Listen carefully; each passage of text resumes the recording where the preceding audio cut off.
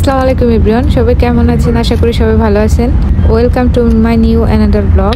হঠাৎ করে বড় দিদু আর দাদু আমাদের বাসায় আসছিল, তাই আমার শাশুড়ি আমার ফাহিম ওরা বাইরে যাচ্ছে, আর যারাও বাইরে ছিল আমি আর ফাইয়ার একা বাসে কি করবো। আর বড় দিদুন বললো যে চল আমরা মাম্মামকে নিয়ে আসি। যে আমরা রেডি হয়ে ফাইয়ার আমরা বের হয়ে গেলাম তার বড় দিদুন বড় দাদার সাথে মাম্মামকে নিয়ে আসতে। ইন্টারকন্টিনেন্টাল চলে আসলাম তার মাম্মামকে পিক করার জন্য। ভেতরে ফাইয়াদ অনেক ব্যস্ত হয়ে গেছিল নামার জন্য, সে আর গাড়িতে বসতে চাচ্ছিল না, সে কখন নামবে সে ওয়েট করছিল। এই মঙ্গলবার ছিল তাই রাস্তাঘাট অনেক ফ্রি ছিল, জ্যাম ছিল না একটু। তাড়াতাড়ি আমরা পৌঁছে গেছি। আমরা নেমে সে তার দাদুর কোলে ঘুরে ঘুরে দেখছিল, আর দিদুন আর আমি বসে বসে তার মাম্মামের জন্য ওয়েট করছিলাম, তার মাম্মাম কখন আসবে। তার মাম্মাম এসে পড়লো, মাম্মামের ফ্রেন্ড আসলো। ফাইউ তাদের সাথে হাই হ্যালো করছিল। সেই আন্টি হাত ধরে হাঁটছিল, কিন্তু সে কারোর কোলে যাবে না, সে হাত ধরে হাঁটবে। তাই আমরা আবার ভিতরে চলে গেলাম। আর ফাইয়াদ অনেক বড় হয়ে গেছিল, সে সেখানে যে আমাকে চেনে না, কাউকে চেনে না, কারোর কোলে উঠবে না, সে শুধু হাঁটবে। সে খুব হাঁটা শিখে গেছে, পাগুলো গজায় গেছে, তো তাই এখন হাঁটতেই চায়।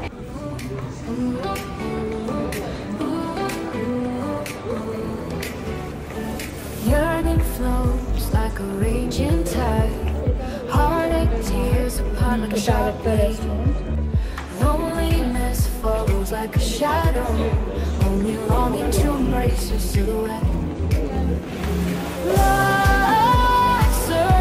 দেন আমরা ভিতরে যে ফায়াতকে ছেড়ে দিছি, সেখানে ফায়াত তো খুব এনজয় করছিল।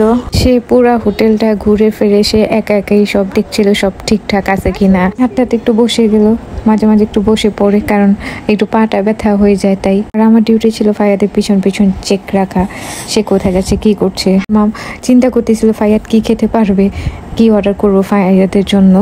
তার নিজের মতো খেলবে, নিজের মতো ঘুরতেছিল, খুব এনজয় করছে। রাখি মামার গেস্টের সাথে দেখা করছিল, সে তাকিয়ে তাকিয়ে তাদের কথা শুনতেছিল এবং তাদের সাথে পরিচয় হচ্ছিল। সে হচ্ছে না, সে অনেক বুঝে।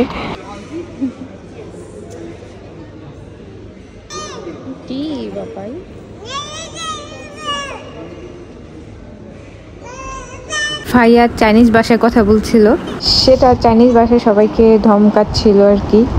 তার মামাম তার জন্য অর্ডার করেছিল একটা চকলেট কেক। তাদের ওয়েলকাম ড্রিঙ্কস হিসেবে আমাদের অ্যাপেল জুস দিয়েছিল। অ্যাপেল জুসটা অনেক মজার ছিল। রাখি আপু আমাদের জন্য কিছু নাস্তা অর্ডার করে দিয়েছিল। কেকটা এখন আমি ভিডিওতে দেখে আমার এখনো খুব খেতে ইচ্ছে করছিল, খুবই ইয়াম্মি ছিল কেকটা। একটু খাবো না। দেন আমি কফিও খেয়ে নিলাম, কফিটা খুব মজার ছিল, হ্যাজেল কফি ছিল। এখানে ফায়াতকে সামলানো যাচ্ছে না, সে নিচেই নামবে, নিচে নেমে সে তার নিজের মতো হাঁটাচলা করবে। আর সেখানে যে স্ট্রেঞ্জারদেরকে সে সবাই বাই দিচ্ছিল, সবাই তাকে কোলে নিয়ে আদর করছিল, সেটা খুবই মজাই ছিল, কারণ সবাই ওকে আদর করছে, কোলে নিচ্ছে, সে সবাইকে বাই দেখাচ্ছে।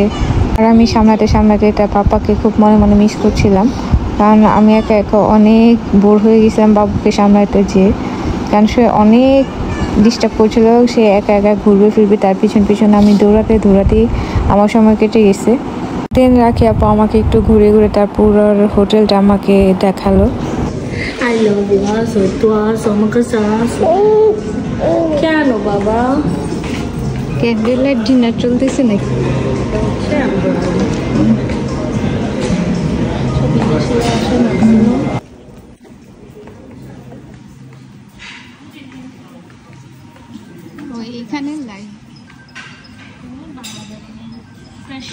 এখানে তাদের লাইভ সেকশনটা, লাইভে তারা কাবাব টাবাব রেডি করে বানিয়ে দেয়।